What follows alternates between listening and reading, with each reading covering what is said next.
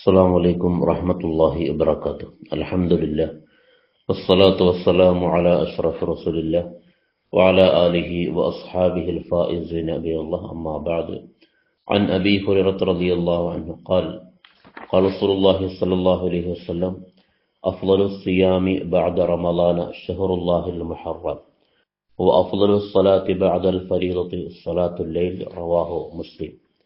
സഹാബി പ്രമുഖനായ അബൂ ഹുറൈറ റളിയല്ലാഹു അൻഹു നിവേദനം ചെയ്യുകയാണ്, നബി സല്ലല്ലാഹു അലൈഹി വസല്ലം അരുളുന്നു: അഫ്ളലു സിയാമി ബഅദ റമളാന ശഹറുല്ലാഹിൽ മുഹറം.